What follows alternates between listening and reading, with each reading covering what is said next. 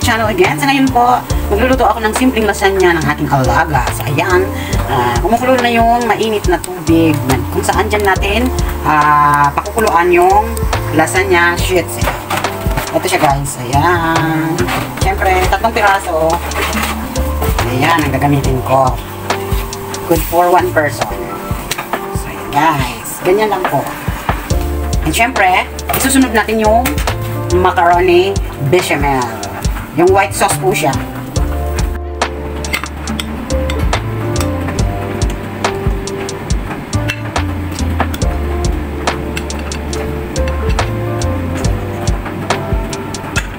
Yan. Yan na po yung lasagna sheet. Ayan guys, gagawa tayo ng bechamel. Yung white sauce. Ayan.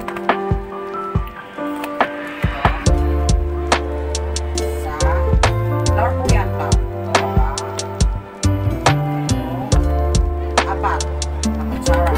Abor. And then, lagyan muna natin siya ng 1 cup na tubig. Ayan. Tunawin natin siya guys. Kapatay pa ako po.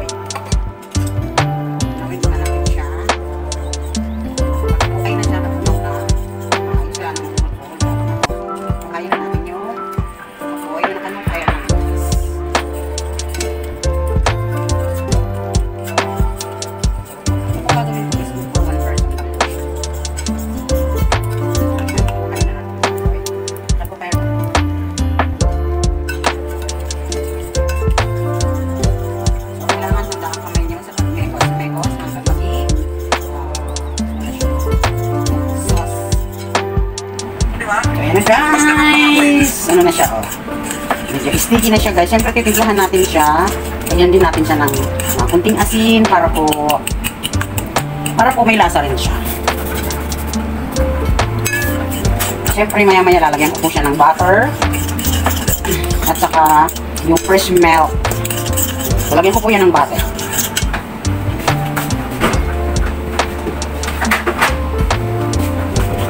Ayan, lagyan po siya ng butter.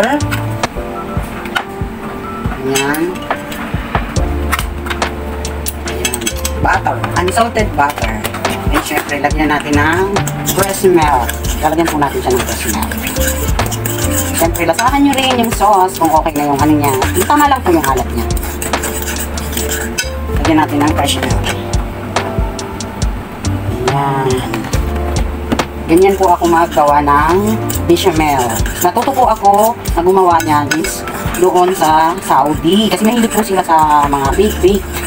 Ayan po, ganyan lang po. May iba pa pong ibang discard sa paggawa ng bechamel. Yung iba po is purong gatas, purong powdered milk. Tutunawin din siya. Pwedeng fresh milk. Ganyan, aanahan niya lang ng flour. Ganyan. Yan, pwede po yan lagyan ng cheese. Pwede. Ganyan, pwedeng hindi. So, ganun lang po. Mix lang po hanggang maging ano na siya.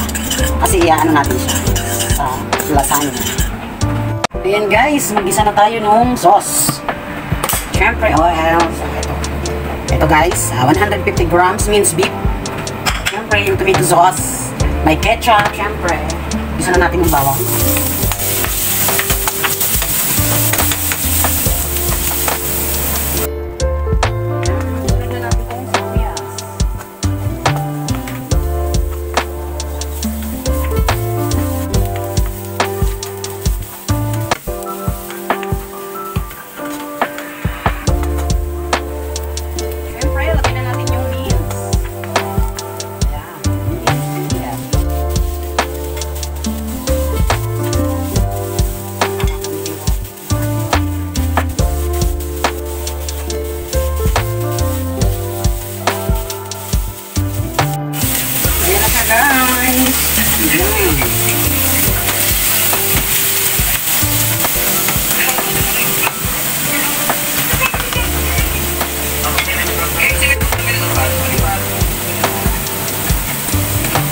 Yan.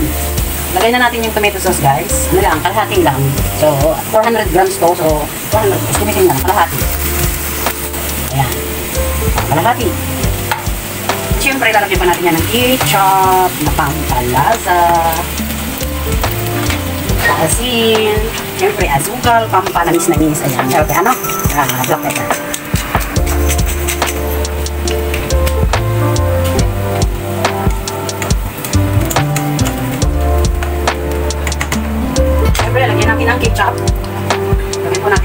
masarap. Sa alaga ko kasi guys, tansya ko na ang lasa, ang ano, kasi matagal na ako. Since 5 years old siya, ako yung tagaluto niya dito. Kaya alam ko na ang panlasa niya. Siyempre, lagyan natin ng asin. Asin guys. Ayan. Kasi mababa lang po ang timpla nila. Ayaw nila na sobrang alat. Siyempre, asukal. Ayan. Para po manamis-namis. Ayan. So, hintayin lang muna natin siya na medyo mag-stick siya guys. Pero, looks yummy na siya. So, tikman ko nga. Okay na, okay na. Manamis-namis na nag-aano yung asin, yung alat. Basta, blended siya. So, ayan na guys. O, ganyan na siya. So, nakuha na natin yung tamang consistency. Ayan. So, luto na siya guys. So, ayos na. So, ayan guys. Gawin ko na yung lasagna. Ito yung cheese na gagamitin natin para sa ibabaw.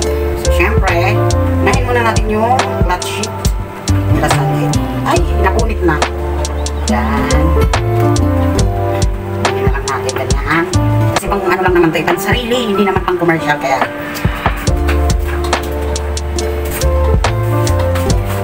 ito syempre, ang sauce. Isang tao lang guys ang kakain nito. Halaga ko lang kakain. Tapos lagyan natin ito. Ayan, ganyan. So, ganyan lang po. Ulit-ulitin lang po yung proseso. 3 layer. Estimate nyo na lang, huwag masyadong makapal. Kasi maliit lang naman itong lalagyan natin. Good for 1 person. So, ayan. Ito ulit. Lagyan ulit. Ganun lang po ang proseso. Ayan, mga dumikit na yung ano. Oh, dumikit na yung lasagna sheets. Ayan. Ganyan ko na lang. Kasi pag kinain din yan, durugin din eh. Ngumuyain. Pero okay lang. So, ganyan lang guys ha. Ulitin nyo lang yung proseso. So, ayan guys oh. Nasa pangatlong layer na tayo. So, ayan. Ano-anuin ko na lang yung ano kasi ano-ano na siya. Mamaya matatakpan naman yan, hindi naman yan makikita. Pag matakpan na yan ang sauce. Ito ulit. Last layer na siya guys. Ganyan lang.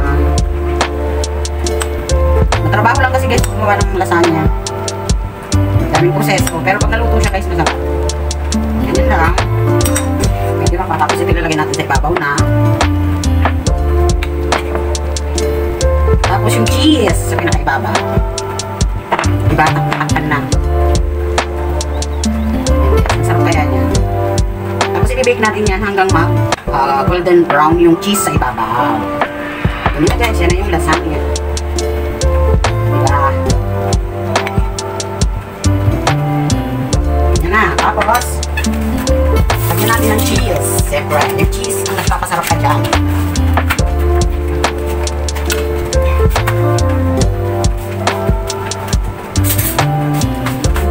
Natin yung cheese. Ayan, mozzarella cheese. Ganyan. Lagyan natin. Cheese. Oh, diba? Ayan guys. Ganyan lang. I-bake pa natin yan. Ayan. Ganyan lang guys ha. More cheese, more yummy. Ika nga. So ayan guys. Thanks for watching po.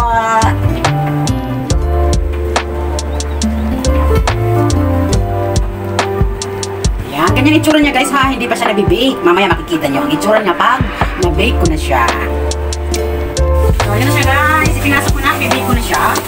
Ayan, yung lasagna.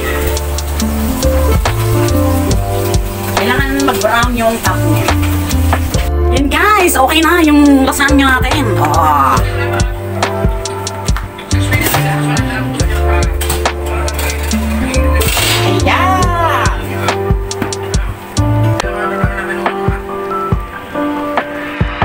Ayan guys, luto na ang ating lasagna.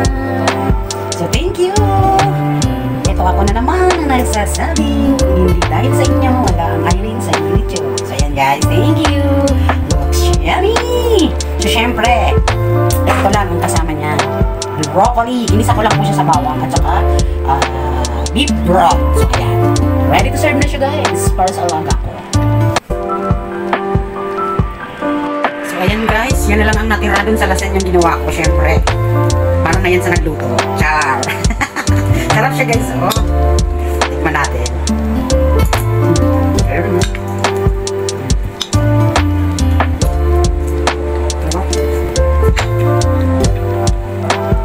Thank you!